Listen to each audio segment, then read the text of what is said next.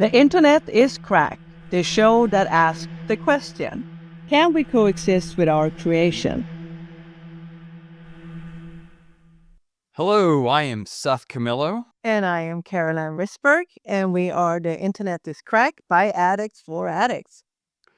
And today we are very lucky to have Cory Doctorow with us. He is an author, journalist, activist, and just all around big mind when it comes to technology. And we really, frankly, are very lucky to be talking to him. Oh, And so before we start with the questioning, we want to allow you to be able to say, Picks and Shovels, your new book. sure. Yep. Where and when can we get it? Sure. So this is my next novel. It's called Picks and Mhm. Shovels. It's Yes. part of a series of books, although it's a standalone novel. It's a part of a series of books about a sleuth, a high-tech forensic accountant who has spent 40 years in Silicon Valley busting tech bro scams. And this is his first adventure. It's set in the 1980s in the era of the AIDS crisis and Ronald Reagan and the dead Kennedys and the weird PC. Back when anyone knew what PCs were for, or who was supposed to make them, or who was supposed to use them, or what they were supposed to do with them, or even what they were supposed to look like. And Marty's first job in the 1980s, fresh out of a CPA program, is working for a weird PC company that turns out to be a scam. It's run by a Mormon bishop, a Catholic priest, and an Orthodox rabbi, and it's a faith scam. It preys on faith groups through pyramid selling to lock people into buying these third-rate PCs that are completely locked to their ecosystem. So like even the printers, which are fanful printers, have sprockets that have been replaced with slightly wider sprockets so that you have to use their special paper that costs 10 times as much. So sort of Amway on steroids.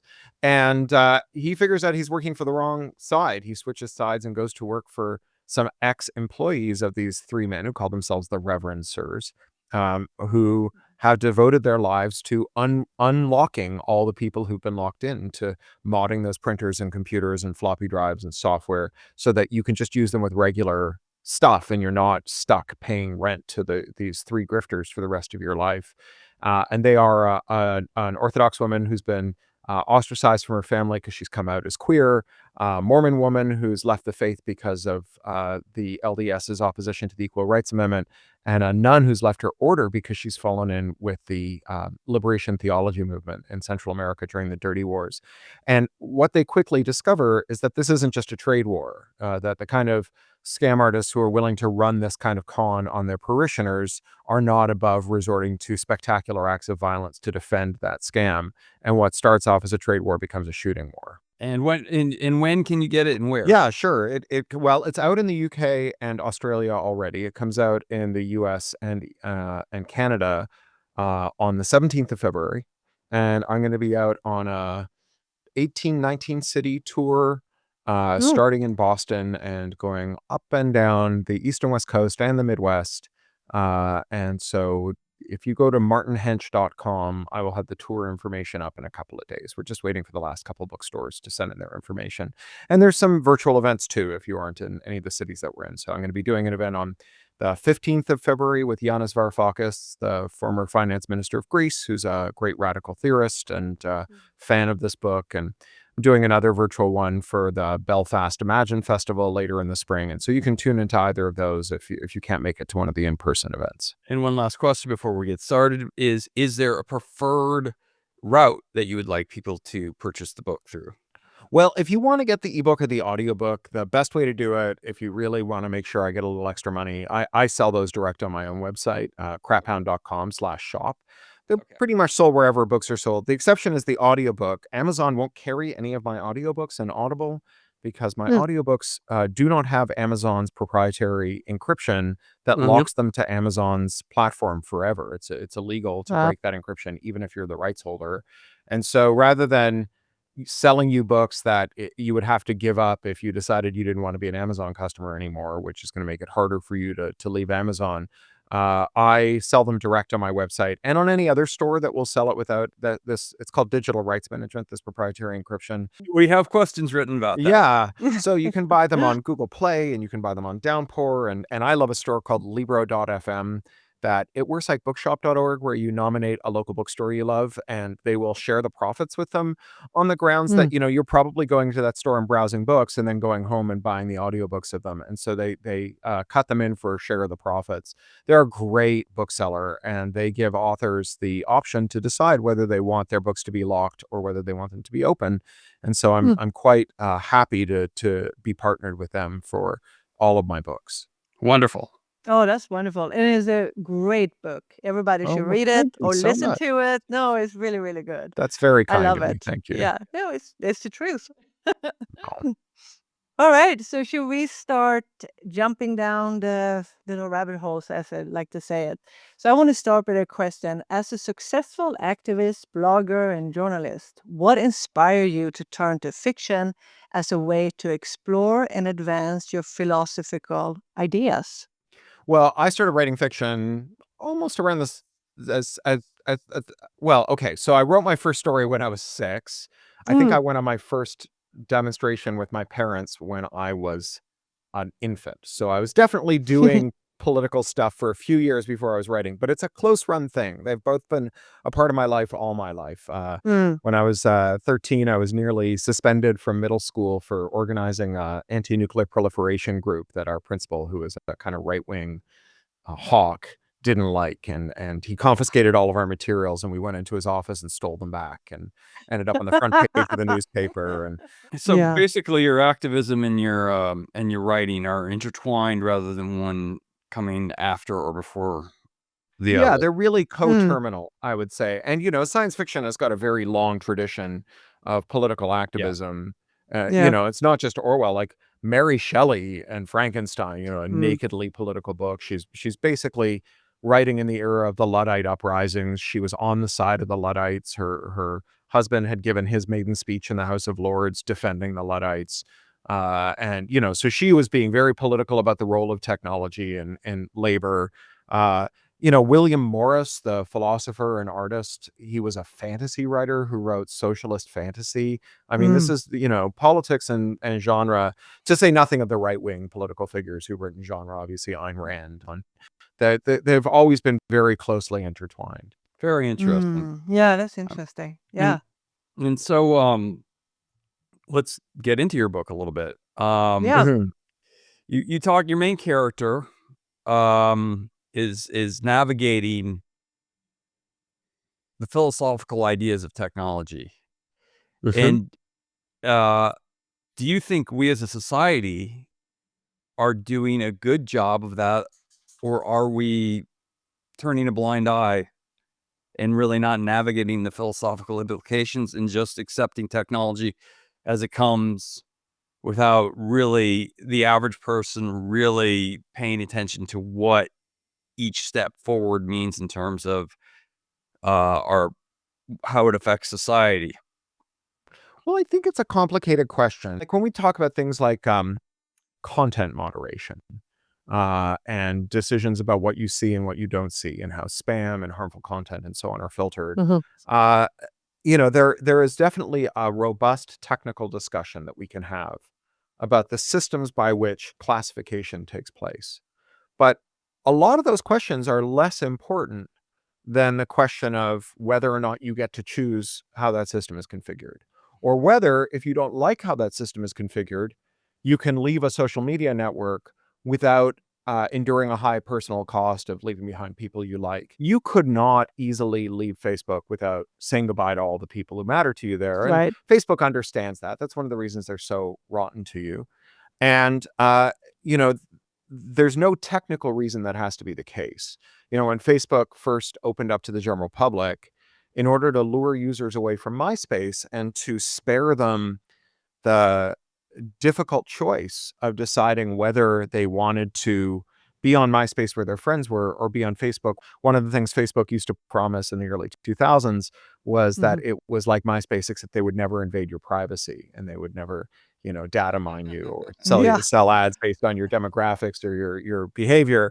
And so they didn't make you choose between that. They gave you a bot. And if you gave that bot your login and password for MySpace, it would pretend to be you and go log into MySpace several times a day. It would grab all the messages waiting in your inbox. It would bring them back to your Mm. Facebook inbox, paste them in there. You could reply to them and then push them back out to MySpace. But if you were to do that to Facebook today, like they would sue you until the rubble bounced. Right. And, certainly they haven't done anything to facilitate that. And, modern services like Mastodon actually let you hop between servers just, with a couple of mouse clicks where you just like you would hop between, T-Mobile and Verizon, you can go between one Mastodon server and another. And, if someone sends you a message, it just goes to the new server. And if you send a message, it gets seen by all the people who followed you when you were on the old server.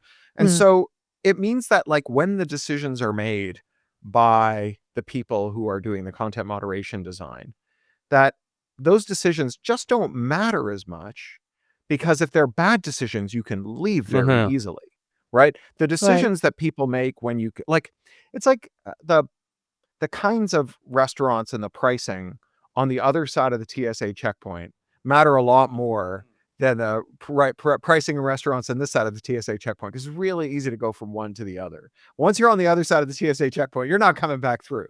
And Right. Yeah. so, that this is one of the reasons that no one has ever said, God, I can't believe what great value for money and outstanding food I got at that airport restaurant. It's because once you're captive, once Mm. you can't leave, vendors are incentivized to treat you like a captive audience. It's why when prisons get tablets to replace their libraries and their in-person visits and the mail system and packages, why everything on those tablets costs more and is of lower quality because prisoners can't shop around. And so anytime you're a captive audience, whether that's because you're locked into a platform because your friends are there, or you're locked into your home because moving is expensive and difficult, or Mhm. you're literally locked behind bars, the vendors know it and they act accordingly. So you're talking about basically Oh, creating monopoly and Yeah. barriers to yeah. entry, artificial barriers to entry. Yeah, it's as an Mm. economist would talk about these as switching costs. This is the things that you have to endure in order to leave one platform and go to another.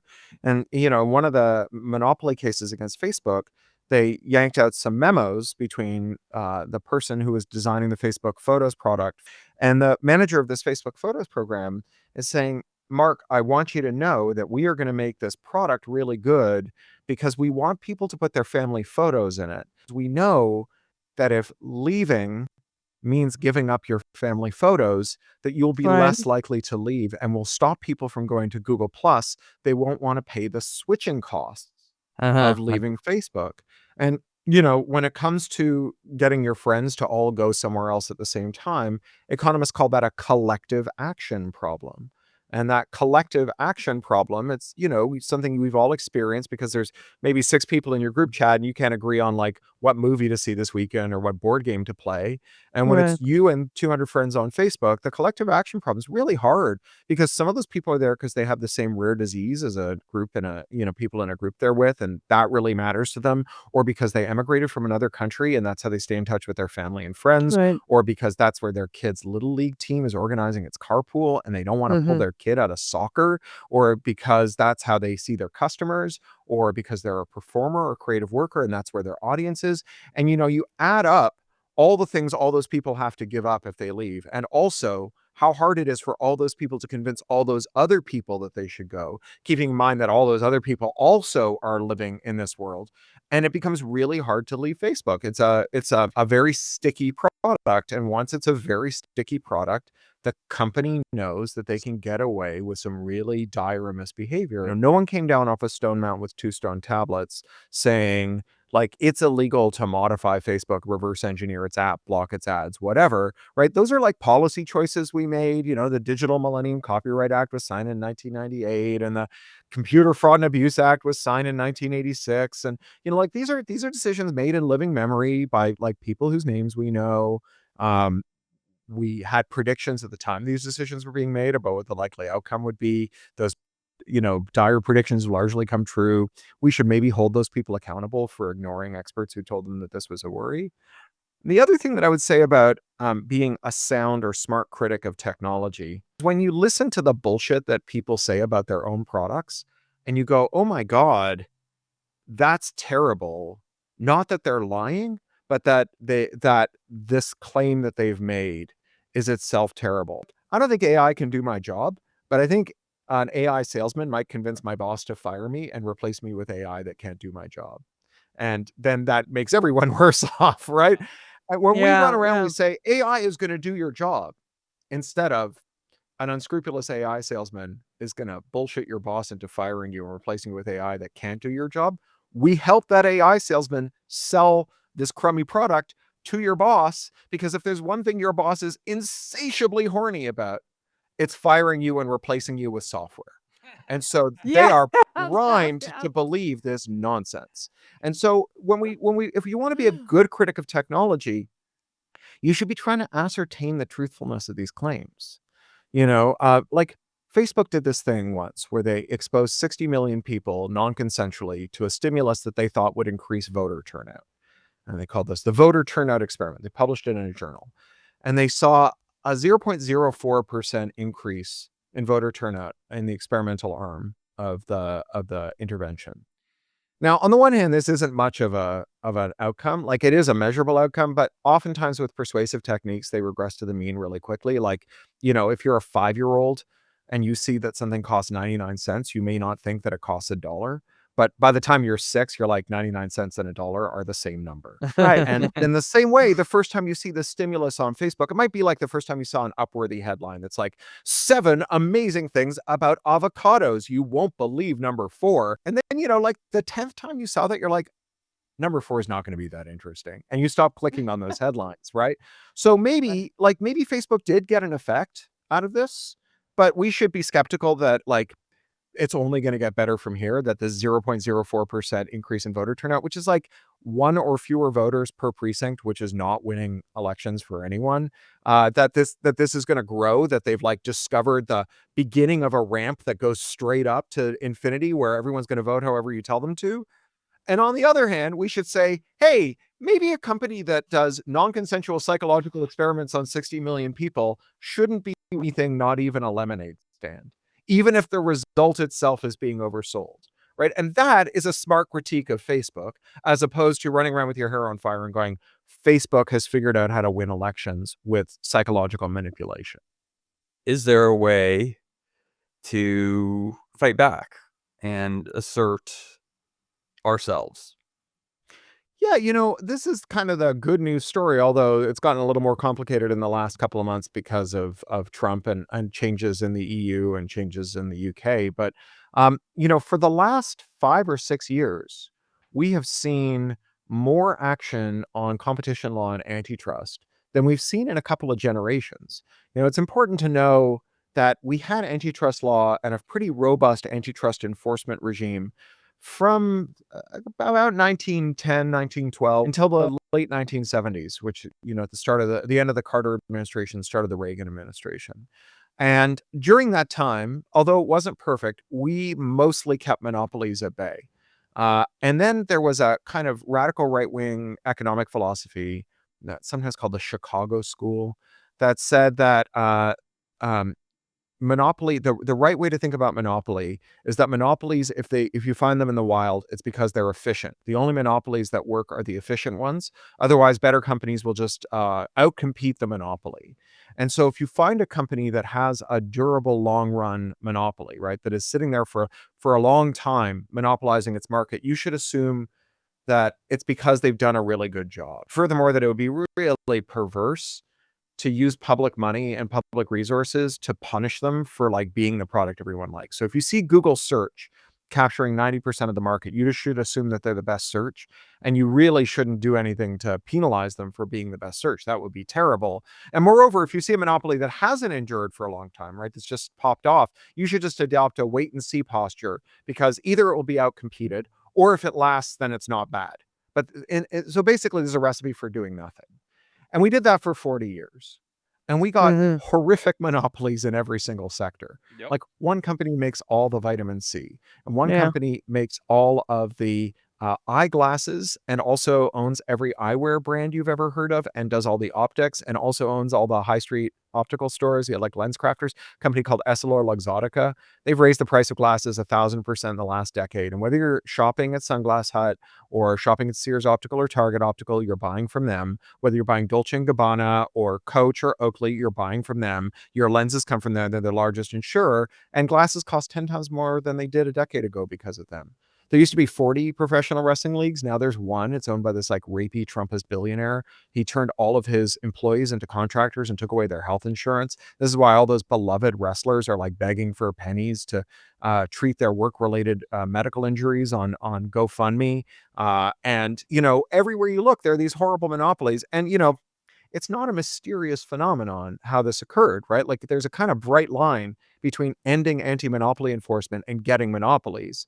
Mhm. And, the economists responsible for this will tell you that no, this is a complex phenomenon driven by the great forces of history. So what happened after 40 years of this is that governments all over the world started to do much more robust anti-monopoly enforcement than we had Mhm. seen in 2 generations.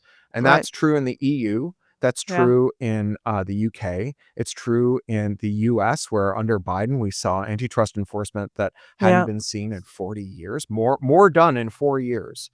In every metric that you want to measure, number of cases brought, number of investigations, number of fines levied, and so on, in 4 years than we'd seen in 40. And you had enforcers bringing out laws like Section 5 of the Federal Trade Commission Act that prohibits unfair and deceptive business practices and really broadly applying them to things like junk fees and non-compete agreements, all these sleazy monopoly tactics. Even China has brought in these really muscular competition laws aimed at their tech companies. And the reason no one could fix a ventilator is one company, Medtronic, bought every single ventilator company in the world, did the largest tax inversion in world history. They pretend that they're an Irish company so they don't have to pay taxes. And then they put locks on the ventilators so that if you repair a ventilator, it won't work until a Medtronic technician types an unlock code into it. No. And as a result, during the lockdown, no one could fix their ventilators. Oh, that's And horrible. these are the same issue, right? Yeah. They're both downstream of monopoly. And people are starting to recognize Mhm. that monopolies are hurting them. You're starting to see this groundswell and this solidarity across sectors of people who are angry about monopoly everywhere they find it. So what about like like regulators worldwide are finally talking about breaking up the big tech and imposing stricter rules of data privacy and AI ethics. Do you Mhm. think government are moving fast enough to incorporate overreach or real regulatory capture, and lobbying always keep them a step behind? What do you think? Well, I think regulatory capture is definitely moving apace right now. So the Federal Trade Commission, when it switched over to Trump's chair, he Uh-huh. canceled a bunch of really important ongoing investigations. So one into predatory pricing. This is when vendors underprice their products below cost until they drive their competitors out of the market and then jack the prices up. And also one into surveillance pricing. This is when vendors use data from data brokers to figure out how much you can pay and then change the price when you go to buy. So McDonald's has a portfolio company that advertises itself as being able to tell when a regular customer has gotten paid. And on that Mm. payday, you can raise the price of their breakfast sandwich by $1. Mm. The three big apps that do gig work for nursing.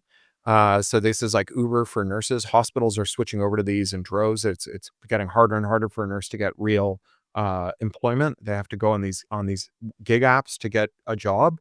Oh, And wow. these apps are buying publicly available data broker data on credit card debt. And if they think that a nurse has got a large overhang of credit card debt, they offer her less money for the same job on the grounds that she's more desperate and she'll take the job. So these were two things that the FTC was investigating: predatory pricing and surveillance pricing. The guy who took over the agency from Lena Khan, who had been running it under Biden, canceled both of those and instead put all of the organization's emphasis on discovering wokeness and creating like a Ah. snitch line where employees can report each other for being too woke. Right. And one of the commissioners there, a guy named Alvaro Bedoya, was like, I go out and I talk to farmers. And they complain that John Deere is ripping them off on tractor repair, that the big ag companies are ripping them off on seed and fertilizer, that the big meat processing or wholesaler companies are ripping them off when they sell their crops or their slaughter their animals. None of them has ever told me that the big problem for them is woke. And I don't know what our agency is doing trying to stop woke. What is that? Who does that help? So this feels like a pretty clear-cut example of regulatory capture. In the UK, they have this very powerful competition regulator, the Competition and Markets Authority, that has a subunit called the Digital Markets Unit, which is the largest technical unit of any competition regulator in the world. They have 70 full-time engineers, and they've been a powerhouse of investigation and enforcement. And the Keir Starmer, the new Prime Minister of the UK, just fired the head of that agency and replaced him with the former head of Amazon UK. In the EU, Marguerite Vestager, the commissioner who oversaw the Digital Markets Act and the Digital Services Act, these big, muscular tech regulations aimed at US tech platforms, was just fired and replaced with someone from the tech sector. And so this is definitely an Empire Strikes Back moment, right? We are definitely seeing the monopolists coming back.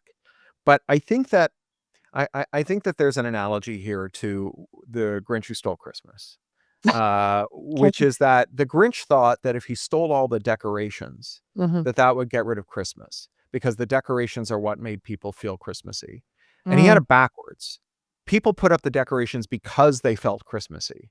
And they could still do Christmas without the decorations. And right now, I think that a lot of these large corporate lobbyists and executives can't conceive of the idea that the reason we have antitrust is because of public sentiment. Right. And that the government action is downstream of public rage at their behavior.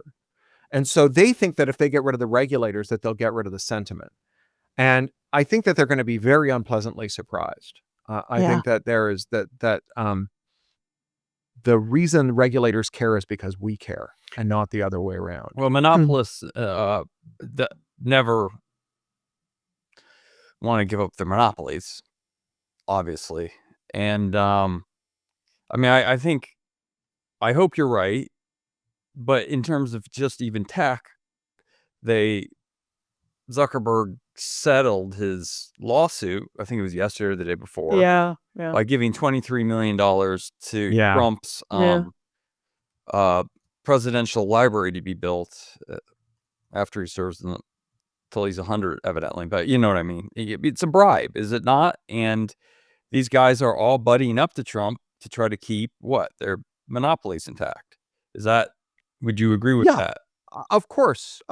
You know, you look at the tech executives who are sort of arranged in a decorative semicircle behind Trump on the dais during the inauguration. They're all under investigation for antitrust violations. And Trump, 2 or 3 days before that, had been in Davos, and he gave a speech where he condemned European regulators for attacking beloved American tech companies that were all under investigation in the US as well. So you can expect that, not only are those investigations going to end in the US and the trials are going to end in the US, but I think that you can see that Trump is going to go to bat to try and end these investigations in the EU as well. So, this is definitely a corrupt moment, right? This is very quid pro quo corrupt conduct. And, you can understand why these companies are doing it. They're defending, they're spending millions to save billions in monopoly profits. What do you think the ecosystem? Well, there seems to be, like what you were saying about resistance, there seems to be, like things like Mastodon, and we've interviewed people who are in the computer science world, and,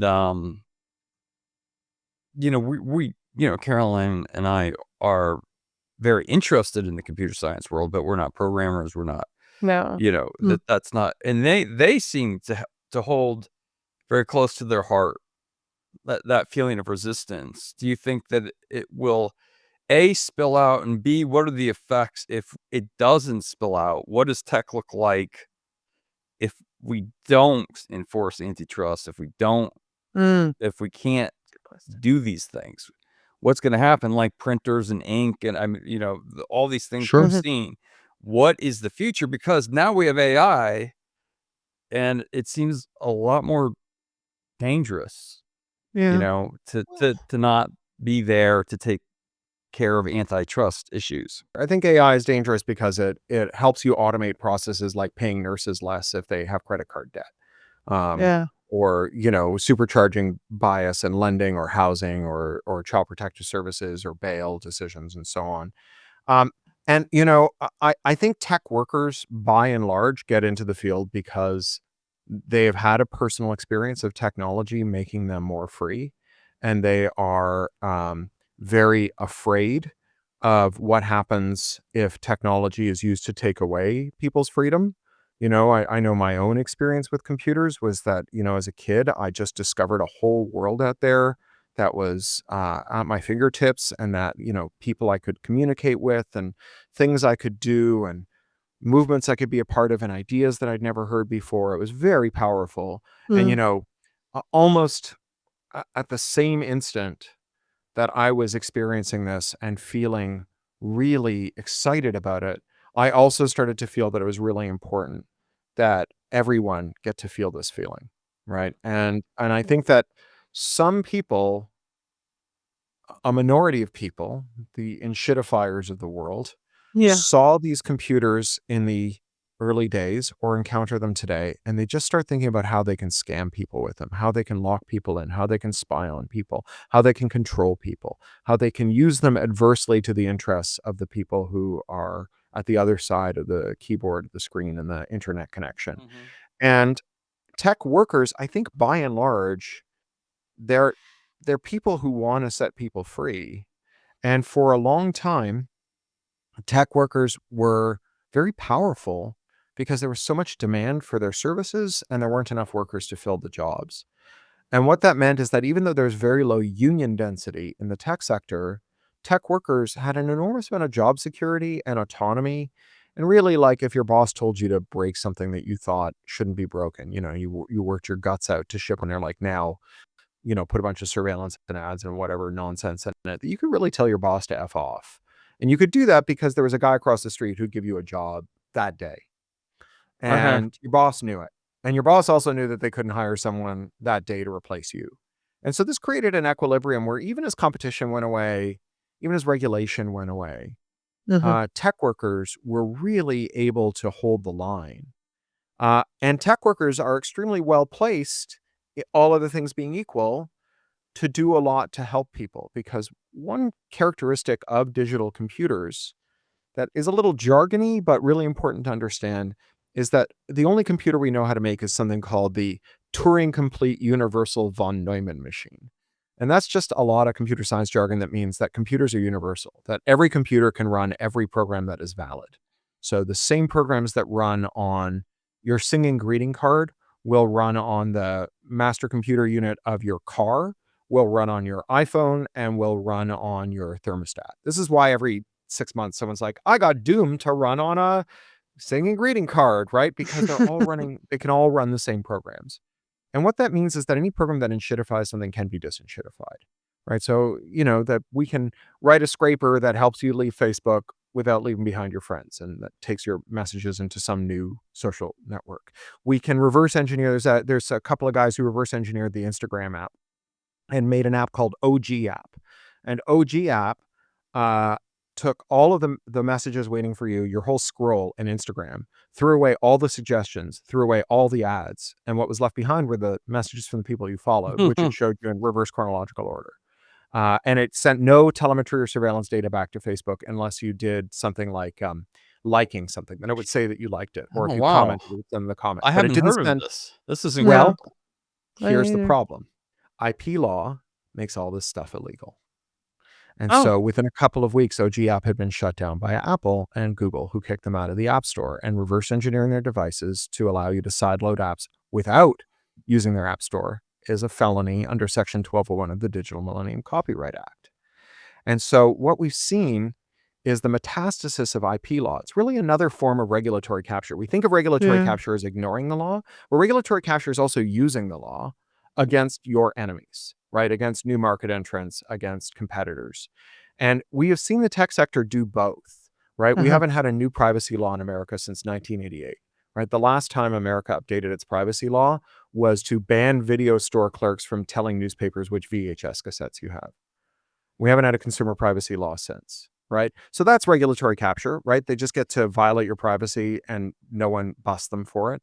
But Right. another piece of regulatory capture is being able to come after you for reverse engineering their apps, for reverse engineering a printer, right? Mm. So again, Section 1201 of the DMCA makes it illegal to reverse engineer a printer to write some software that allows you to unlock the printer so it takes third-party ink. And that's why like HP is able to raise the ink to the point where the most expensive fluid you can buy as a consumer is printer ink, right? That colored water costs more per ounce than the semen of a Kentucky Derby winning stallion. And that's what you're printing your grocery list with, right? And Ugh. so tech workers are the kinds of people who could write that code if it were legal, but it's not. And tech workers used to have power within their firms, but they don't anymore because we had 260,000 tech layoffs in 2024, or 2023 rather, and 150,000 in 2024. And with more than 400,000 tech workers looking for a job, bosses do not take any lip from their workers anymore. And so, I think this is one of those things where we're going to need tech workers to get their power the way workers mostly do, which is through unions. And yeah, Trump has dismantled the National Labor Relations Board. But again, he's making the Grinch error because he thinks the reason we have unions is because we have union law. It's the other way around. The way we got union law was by having illegal unions and with bosses going, well, these illegal wildcat strikes that erupt into spectacular acts of violence, arson, and bloodshed are not good for business. I guess we'll settle for having some union laws so that there's some rules. Trump thinks that he threw away the game. He just threw away the rules. And what that means is that there's just no rules anymore, but the game is still on. I want to just ask you, I want to ask you this, like the hacker culture, the digital resistance and movement like the EFF, that is Electronic Frontier Foundation, right? Yes, that's right. Have- I've worked for them for almost 25 years now.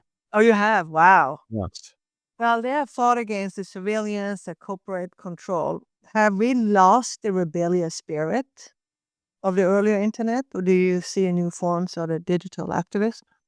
No, I think that it's alive and well. Yeah. And I think that it's, we all got tricked by the platforms, right? It was so Yeah. easy to talk to each other on the platforms. And we all joined this great party that they were throwing. And we didn't notice when they locked the doors behind us and then got rid of the fire exits. And then they set them on fire, right? And we are trapped inside a burning Twitter. And we can't escape. And so a lot of the tools that we developed over the last decade for collective action are not useful anymore because they rely on the platforms. They're bootstrapped off the platforms. We're going to have to retool, and it's happening as we speak, right? Legacy social media platforms like Twitter and Facebook are really understood as last year's technology. I think even people who use them understand that they are using the thing that's old and that the new action is happening on Mastodon and Blue Sky and, on private Discord servers and group chats and so on. And that legacy social media is not fit for purpose. It was always a bit of a mirage, even though it was useful at one point for organizing. It was always brittle, right? That its utility for organizing was based on the willingness of the people who owned it to tolerate your organizing activity. And, they were never trustworthy. They were always visibly untrustworthy, but we just kind of rolled with it because it seemed like a lot of work to do otherwise. And it's very hard to pay attention to how something fails when it's working well. Yeah. It's easy not to put on your seatbelt if you've never had a crash. Right? Yes, that's an True. excellent statement. Yeah. I think we've, there's that old joke, not much of a joke, that a liberal is a conservative who's been mugged. Well, I think a hacktivist might be an internet user who's gotten stuck on Twitter and who is just waiting for someone to come along and organize them into a rebellion. Also, what you said about AI, you sort of said, well, it's not going to turn into a monster and kill us, but the things you said after that are terrifying. as well. Sure. So Well, it Yeah. doesn't need to turn into a monster no, and set that's off right. nuclear weapons to be an incredibly dangerous pill for our Yeah. society to swallow. If you put all of your energy into the imaginary future in which AI uh, doesn't end the human race or might end the human race, and you don't put any regulatory energy into all the ways that AI bros are getting very wealthy by harming people today, then they will get richer, right? If like Yeah. all of your regulatory energy is focused on things that are not products that the AI companies sell, because they sell products for figuring out who gets bail and whose kids get taken away and who gets a loan and who gets a job, right? I mean, there's an element of this even with election disinformation, right? Mm. When they say, election disinformation is real. There have been instances of it that are not good and are somewhat frightening. But they don't have an election disinformation product. They do sell a lot of AI services to awful men who want to make non-consensual pornographic deepfakes. They do not have a bustling business impersonating Joe Biden, right? And so, to the extent that we focus disproportionately on the things that don't make the money, at the expense of the things that do make the money, like even if you want to stamp out the use of AI for impersonating politicians in sleazy ways to win elections, you have to attack their source of profits, right?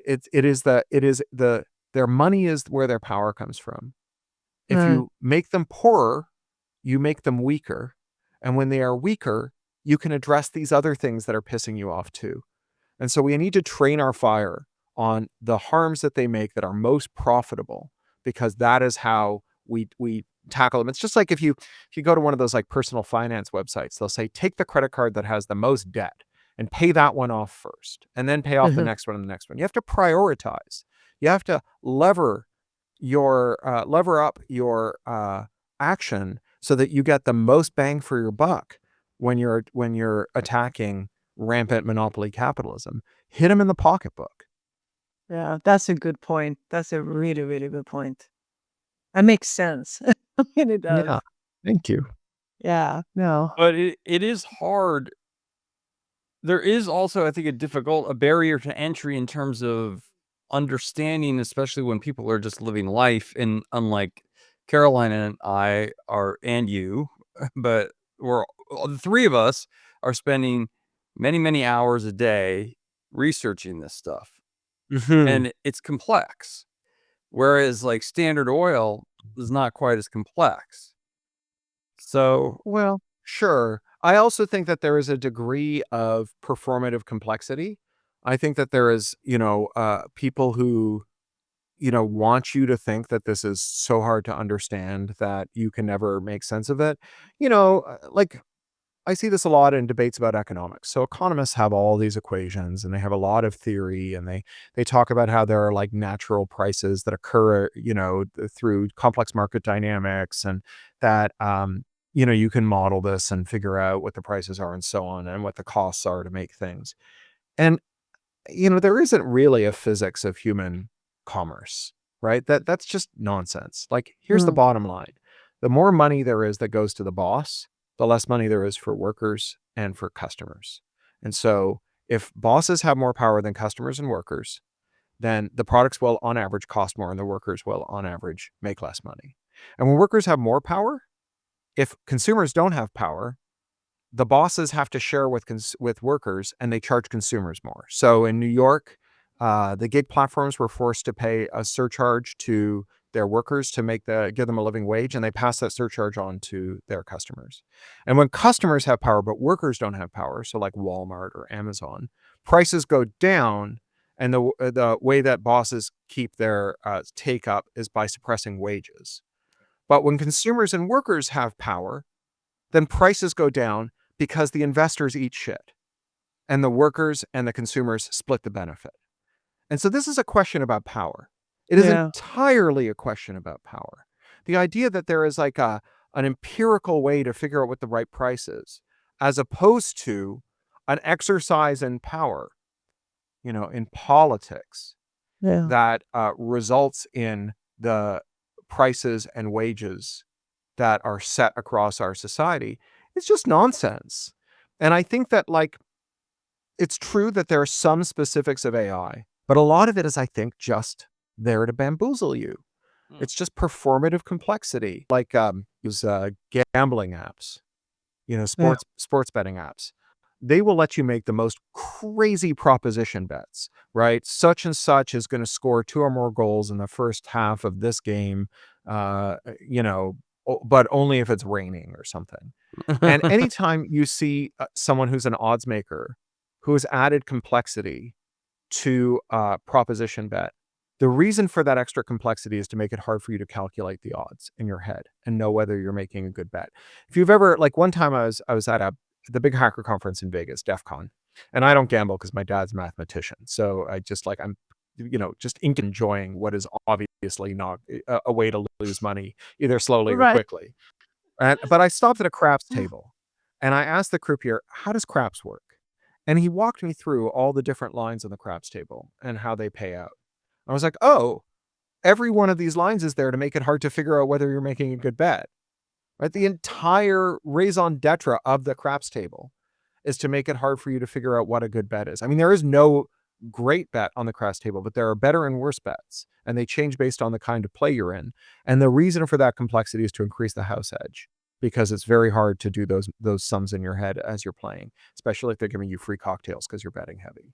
And so I Yeah. think a lot of the difficulty we have in understanding subjects that are making rich people richer Mhm. is there on purpose. And anytime you hear an economist give you an explanation of something and you think about it for 10 minutes and you realize that what they're really saying is actually your boss is right and you shouldn't be angry, or your landlord is right, you're being bamboozled, right? They just they Mhm. found a fancy way to say, actually, you deserve to be poor. I like that. I like that too. Per- Wow. Performative Yeah. Complexity. complexity. I like that. It's very good. We really want to ask you real quick. Can you please tell us about free our feeds? We are very interested in this. It's a GoFundMe too. Can you say it like that? I mean, explain Sure. what it is, because it's a Crowdfunder. great thing.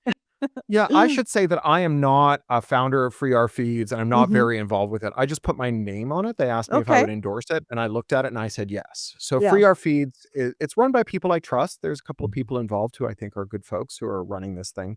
It is a nonprofit project to raise money to do a bunch of work that needs to be done with next generation social media, primarily Blue Sky, but also Mastodon. So there's Mhm. just gaps in how these things work. The part that really interests me is standing up a new Blue Sky server.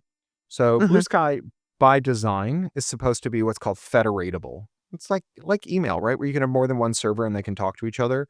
And we were talking about that before with Mastodon, where you can just leave one server and go to another one. Same way you can leave T-Mobile and go to Verizon. And there's only one Blue Sky server. There are other servers run by third parties that do parts of what Blue Sky does, like help you with content moderation and so on. But you can't, like, if Blue Sky fires you as a user, you can't set up shop somewhere else and start talking to the people over there. Or if Blue Sky makes a call you don't like, Right. there have been a couple of those lately where users have joined that other users didn't like because of their views being, transphobic or racist or hateful. And they felt that Blue Sky should just not let those people on the platform. And Blue Sky made calls that they didn't like, but the choice was, either you stay on Blue Sky and continue to talk to all the people you like there, or you quit Blue Sky, but you can't go somewhere else, but continue to talk to the people who stay behind. And I think Hmm. that leaves Blue Sky in a position where it's easy for them to do the wrong thing, right? The Yeah. investors know that they can fire the CEO and replace the CEO with a new CEO who will make things worse for users, and users won't have anywhere to go. Yeah. And I think that the CEO might be able to talk herself into doing the wrong thing because she knows this as well.